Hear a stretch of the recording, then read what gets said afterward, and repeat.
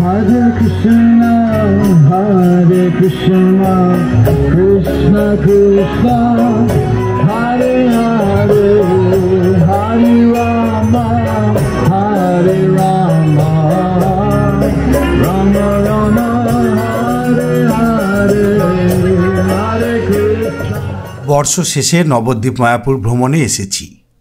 নবদ্বীপ থেকে কত কসরত করে মায়াপুর এসেছি, বা মায়াপুরে হোটেল পাওয়া নিয়ে কত ঝকমারি পোহাতে হয়েছে তা আপনাদের আগের পর্বেই দেখিয়েছি।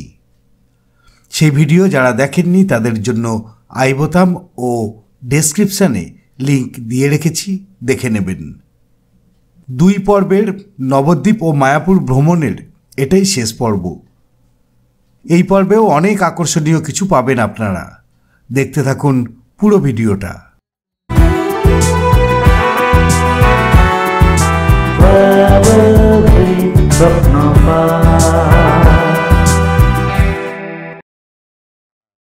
আগের ভিডিওতেই দেখিয়েছি গঙ্গাবক্ষে বোটিং করে বিকেলে গদা ভবনে এসে আমরা রাতের খাবারের কুপন কেটে নিয়েছি।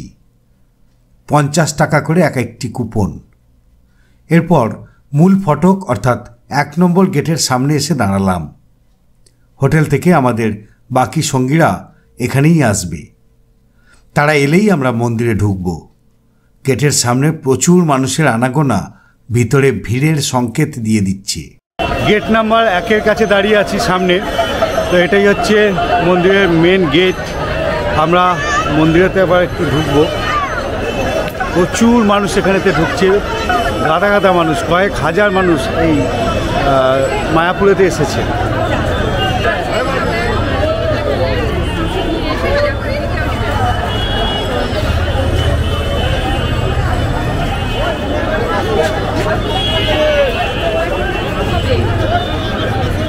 সবাই চলে আসার পর আমরাও গেট দিয়ে ভিতরে প্রবেশ করলাম। সামনেই নির্মীয়মান নতুন মন্দির।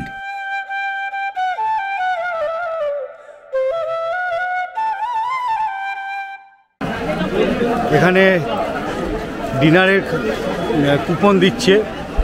এখান থেকে যদি কুপন নেওয়া হয় তাহলে গীতা ভবনে গিয়ে খেতে হবে। একই প্রতিষ্ঠান গীতা ভবনে যে মেনু 40 টাকায় দিচ্ছে, সেই মেনু গদা ভবনে 50 টাকা নিচ্ছে। এই 10 টাকার তারতম্যের কারণটা আমি বুঝলাম না। গদা ভবনের থেকে গীতা ভবন 100 মিটার দূরে অবস্থিত বলেই কি 10 টাকা কম নেওয়া হচ্ছে? জানি না।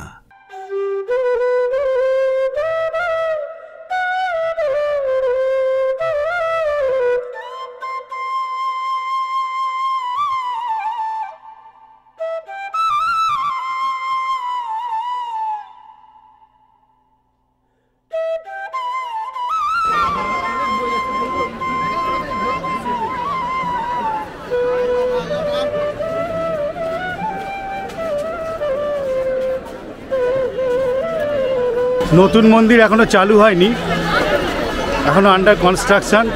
আর পুরনো যে মন্দিরটা ছিল আগে, আমরা সেই মন্দিরেতেই যাচ্ছি। নতুন মন্দির থেকেই পুরনো মন্দিরেতে যাওয়া যায়, সামনেই রাস্তা। নতুন মন্দির এখনো তৈরি হচ্ছে।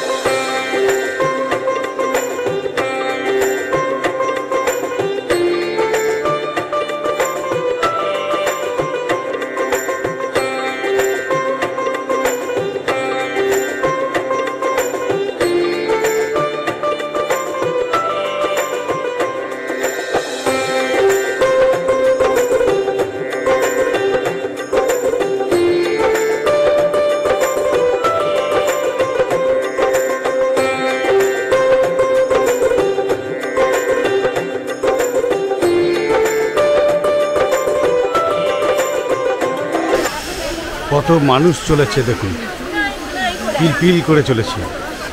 মানুষ গিজগিজ করছে, প্রচুর মানুষ, প্রচুর। এত মানুষ আসার জন্যই এখানে হোটেলের রেট 500 টাকার রুম হয়ে গেছে 2000 টাকা, 2500 টাকা। শীতকালে আমি আর কখনো আসবো না। জুতো রাখার জায়গা,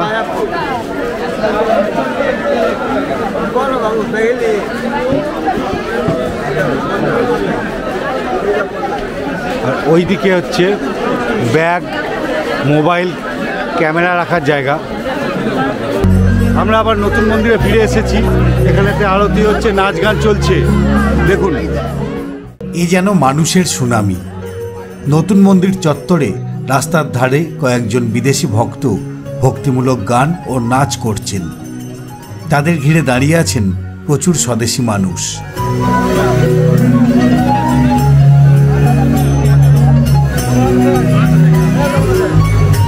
Hare Krishna, Hare Krishna, Krishna Krishna, Hare Hare, Hare Rama, Hare Rama, Rama Rama, Hare Hare, Hare Krishna।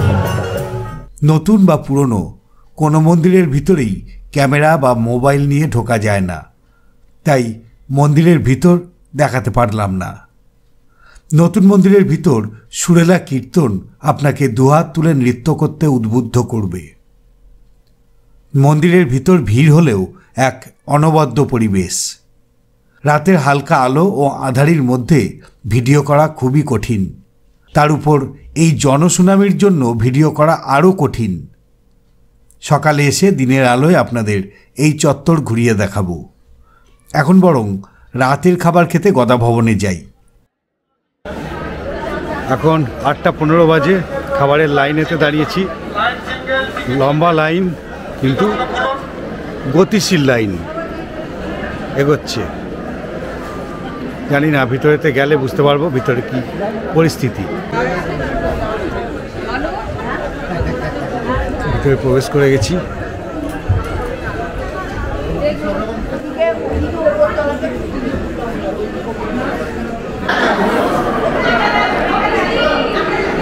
Table রয়েছে বসা।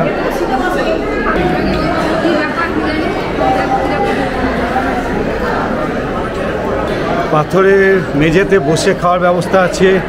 তাছাড়া চেয়ার টেবিলও রয়েছে স্টিলের, সেখানে বসেও খাওয়া যায়। অনেকেই খাচ্ছেন। এখান থেকে নিজেকে খাবার নিয়ে গিয়ে সেখানে বসতে হবে।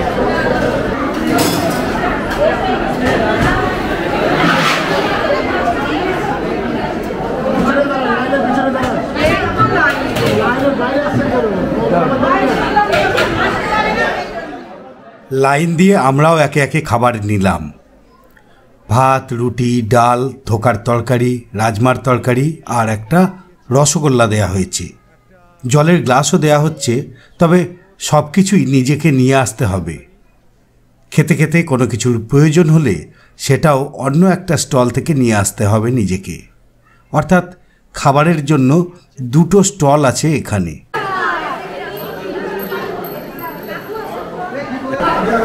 খাওয়া দাওয়ার পর থালা এখানেতে নিয়ে আসতে হচ্ছে।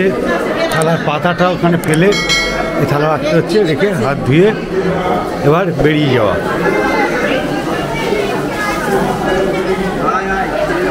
ভালোই খাওয়া হলো, সব গরম গরম ছিল। খাওয়া দাওয়া শেষ, পেট ভরে এবার যাব আমাদের হোটেলের পথে। লাড্ডু, শঙ্খ, খাজা আর এটা হচ্ছে কেক, এসব কিছু নিয়ে একটা একটা করে এই প্যাকেট তৈরি হয়েছে। 100 টাকা দাম। এই একটা প্রসাদ নেওয়া হয়েছে। সারাক্ষণ খুব ভিড় ছিল, এখন বাজে 9টা, বেশ ফাঁকা হয়ে গেছে। এখানে অনেক এরকম স্টল রয়েছে প্রসাদের। এটা গদা ভবনের বাইরে স্টল।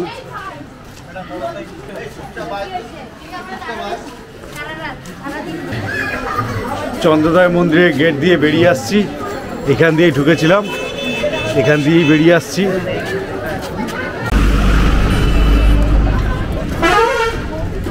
জামা কাপড়, পুজোর সামগ্রী, কত কিছুর দোকান।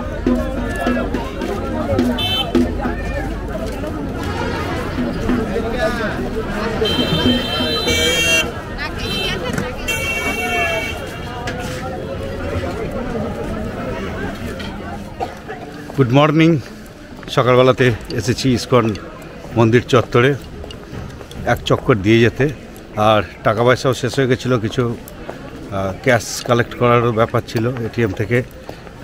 তো এখানেতে মন্দির চত্বরেতে দুখানা ক্যাশ কাউন্টার রয়েছে, অ্যাক্সিসের একটা আছে আর এইচডিএফসি।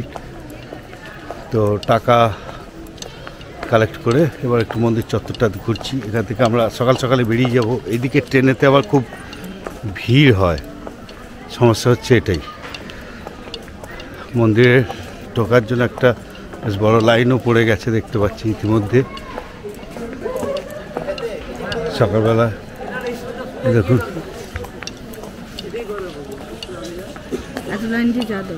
লাইন।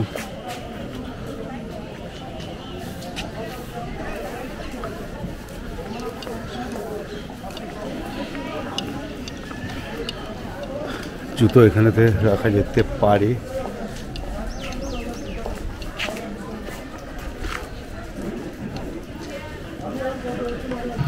মন্দির তো খোলা রয়েছে, কিন্তু পর্দা দেওয়া রয়েছে।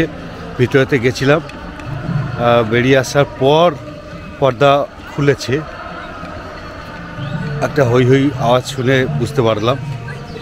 আর চারপাশটা বেশ সুন্দর, বিদেশি মানুষজন রয়েছে এখানে, আর নাম গান তো চলছেই। স্ক্রিনে দেখা যাচ্ছে ভিতরে কি হচ্ছে। মন্দিরের ভিতরে, মন্দিরের ভিতর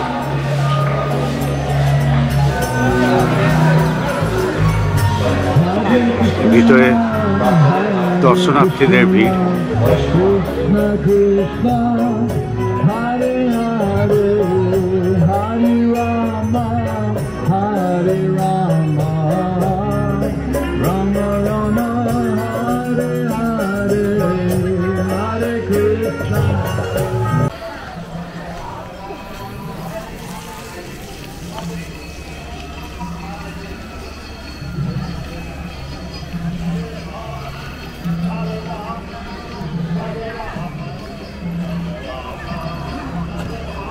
মন্দির থেকে ফিরেই আমরা হোটেলে চেক আউট করে বেরিয়ে পড়েছি। এখানে চেক আউট টাইম অবশ্য সকাল 9টা। সকাল সকাল বেরোলে লঞ্চে ভিড়টা অনেক কম হবে। তাছাড়া নবদ্বীপও ঘোরার ইচ্ছা আছে। 10 টাকা করে লঞ্চ ভাড়া, আর সকালের দিকে, এখন বাজে 8টা, তো সকালের দিকে লঞ্চে উঠেছি। লঞ্চটা বেশ ফাঁকাই রয়েছে। তো এখন একটু ঠান্ডা ঠান্ডা ভাব রয়েছে। যাই হোক, দেখি যদি সম্ভব হয় নবদ্বীপটাও একটু ঘুরে নেওয়া যায়, দেখব। যদিও যে ট্রেন ধরবো ভাবছি, একটা ইন্টারসিটি আছে। লঞ্চ এখন জলঙ্গি নদী দিয়ে যাচ্ছে। সামনেই জলঙ্গি নদী গঙ্গায় মিশেছে। জলঙ্গি নদী মুর্শিদাবাদ জেলার চর মধুবনের কাছে পদ্মা নদী থেকে উৎপত্তি লাভ করেছে। জলঙ্গি নদী থেকে এবার আমরা গঙ্গায় যাব।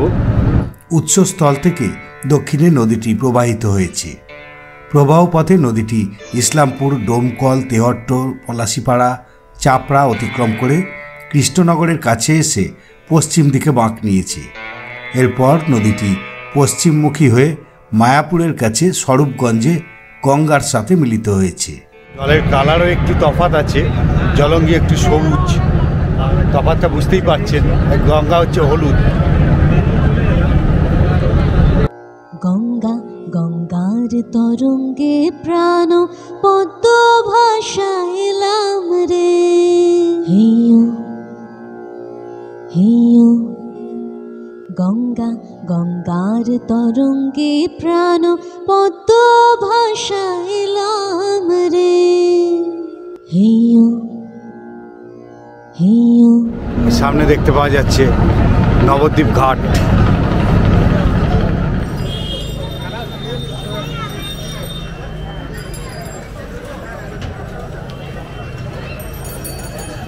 এখানে লঞ্চ ঘাটের সামনে যেসব অটোগুলো রয়েছে, প্রচুর টোটোগুলো রয়েছে, প্রচুর রেট হাঁকছে। শহরের মধ্যে যে 6টা স্পট আছে, সেই স্পটগুলো ঘোরানোর জন্য চাইছে 300 টাকা। স্টেশনেতে যে স্টেশনেই নামুন, বিষ্ণুপ্রিয়া অথবা নবদ্বীপ, যেখানেই আপনি নামুন তার জন্য আলাদা 100 টাকা, 400 টাকা পার অটো। এখানে অটোতে প্রচুর বার্গেনিং করতে হয়। লোকাল সাইট সিইং করবো এই সিটির মধ্যে যে কটা আছে 5-6টা স্পট। তো আমরা প্রথম স্পটেই চলে এসেছি, রাধারানী মন্দির।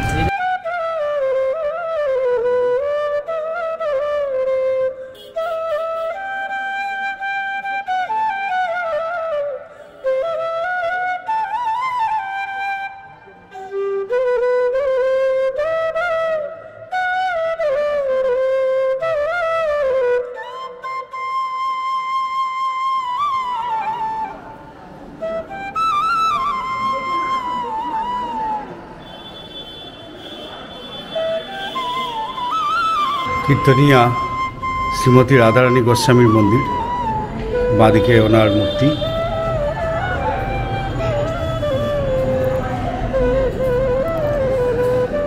ডান দিকে শ্রীমৎ অটল বিহারী বাবাজির মন্দির মূর্তি।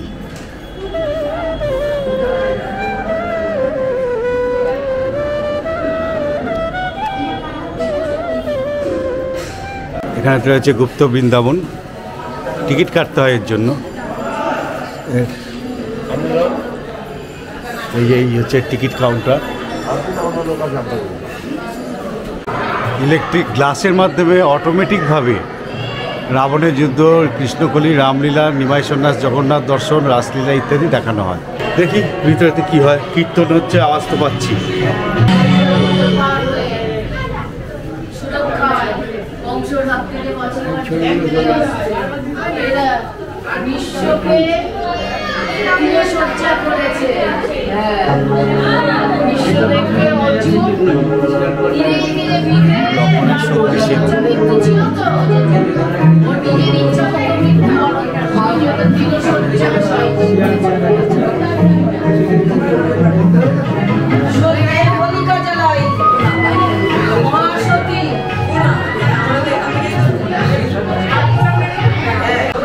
গুপ্ত বৃন্দাবনে ঢুকেছিলাম, ঘুরে এলাম।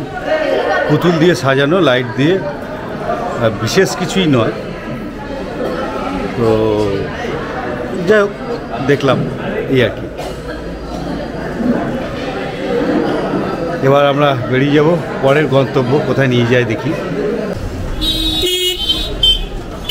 এখানে একটা মন্দির, কানাইবালাই মন্দির।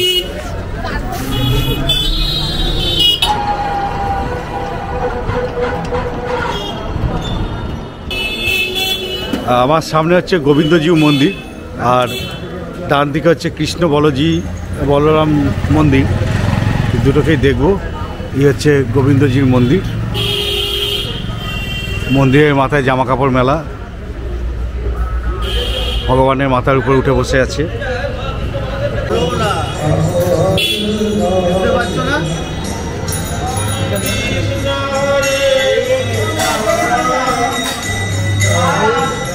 গোবিন্দজিউ মন্দির।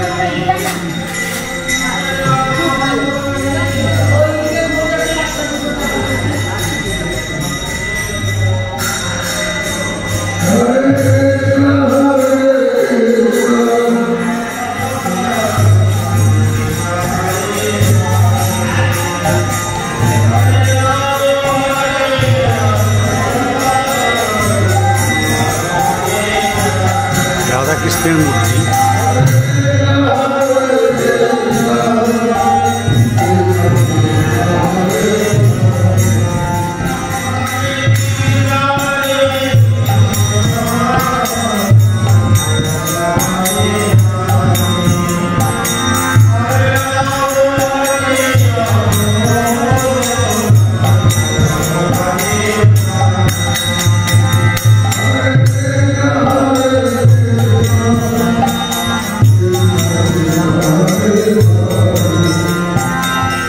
কৃষ্ণ বলরাম মন্দির বা কৃষ্ণ বলদেব মন্দির যাই বলেন।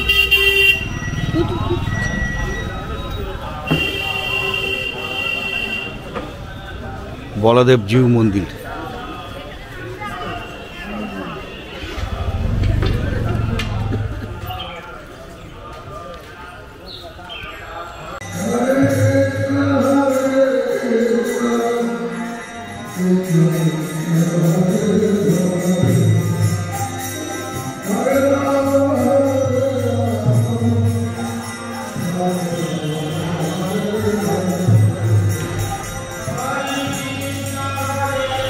মন্দিরে বলরামের মূর্তি রয়েছে।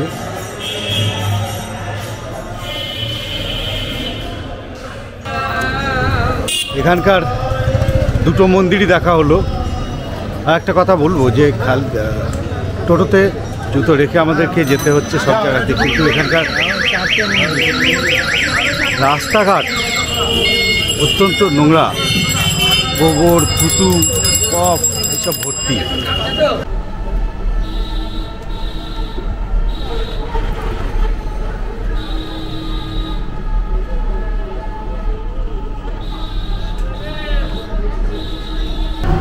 এবার আমরা চলেছি নিত্যানন্দ মহাপ্রভুর মন্দিরে, তার পাশেই আছে সোনার গৌরাঙ্গ।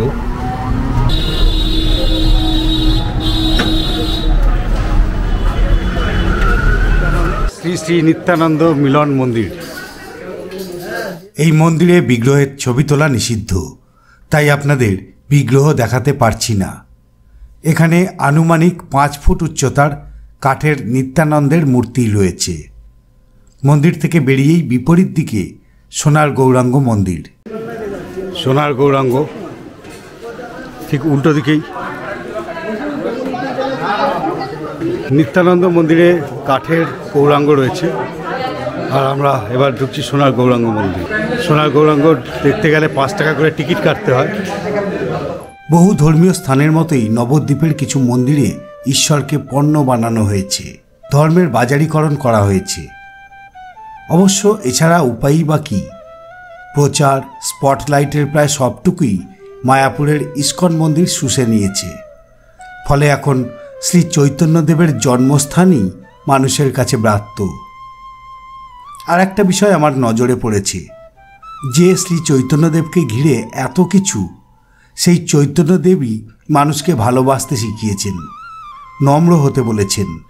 অথচ নবদ্বীপ, মায়াপুর 2 জায়গাতেই মন্দিরের সঙ্গে যুক্ত কপালে তিলক কাটা কিছু ব্যক্তির মানুষের সাথে অভদ্র, রূঢ় ব্যবহার আমার মনকে অত্যন্ত পীড়া দিয়েছে।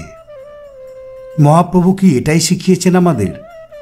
আসলে ভক্তির থেকে আড়ম্বর বেশি হলে এটাই বোধহয় হয়। সোনার গৌরাঙ্গ থেকে বেরিয়ে এসে এবার সামনে রয়েছে একটা মন্দির, গৌরাঙ্গ মহাপ্রভু মন্দির।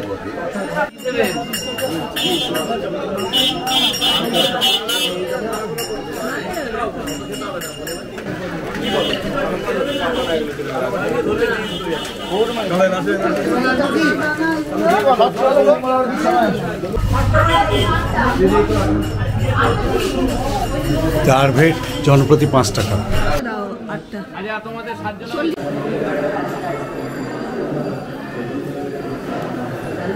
টিকিট কেটে এবার ভিতরেতে ঢুকলাম।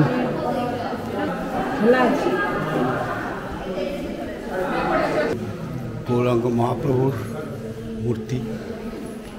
মন্দিরের সঙ্গে যুক্ত ব্যক্তিরা জানালেন, 24 বছর বয়সে শ্রী চৈতন্যদেব সন্ন্যাস নিয়ে গৃহত্যাগ করার পর তার স্ত্রী বিষ্ণুপ্রিয়া দেবী নাকি চৈতন্যদেবের এই মূর্তিটাই পুজো করতেন। তাদের এই দাবির সত্যতা আমার জানা নেই।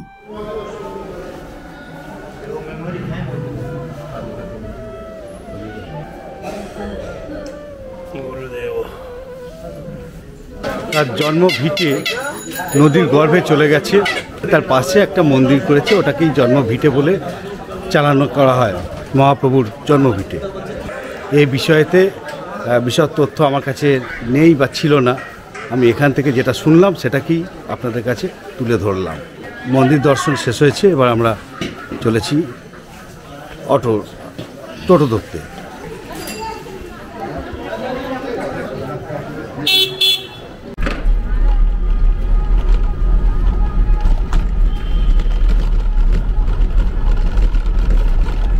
আমরা এখন নবদ্বীপ স্টেশনেতেই যাচ্ছি।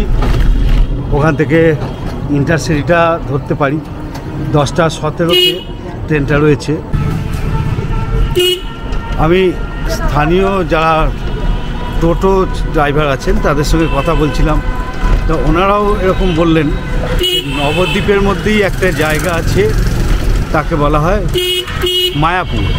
প্রাচীন মায়াপুরেই হচ্ছে প্রাচীন মায়াপুর বলে সেটাকে। তো কারণ মায়াপুর এখন দুটো হয়ে গেছে, গঙ্গার ওপারে একটা মায়াপুর আর এপারে একটা মায়াপুর। তো আগে যেটা ছিল নবদ্বীপের মধ্যেই যে জায়গাটা মায়াপুর, তাকে বলা হয় প্রাচীন মায়াপুর। তো সেইখানেই শ্রী চৈতন্যদেবের জন্মস্থান। আর এখন যে মায়াপুর গঙ্গার ওপারে আমরা যেখানেতে গেছিলাম ইস্কন মন্দির, সেই জায়গার নাম ছিল অ্যাকচুয়ালি মিয়াপুর। মিয়াপুর পাল্টে করা হয়েছে মায়াপুর। খাতা কলমে এখনো মিয়াপুর বলে যাচ্ছে, মায়াপুর হচ্ছে আমরা বলে।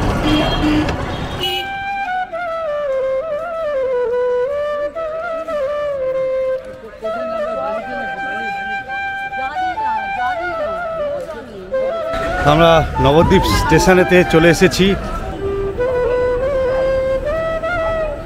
নবদ্বীপ রেল স্টেশনে 1 নম্বর আর 4 নম্বর প্ল্যাটফর্মে যেরকম লিফট রয়েছে, তেমনি 2-3-এর জন্য রয়েছে এসকালেটর। সুতরাং পায়ের যদি সমস্যা থাকে সেটা এখানে কিন্তু খুব একটা সমস্যা হবে না এই চলাফেরার ক্ষেত্রে। আপনাদের নবদ্বীপ ঘুরিয়ে দেখালাম, কেমন লাগলো পুরো ভিডিওটা কমেন্ট করে জানাবেন। যদি ভালো লাগে তাহলে অবশ্যই একখানা লাইক দেবেন, আর অন্যান্যদের কাছেও শেয়ার করে দিন।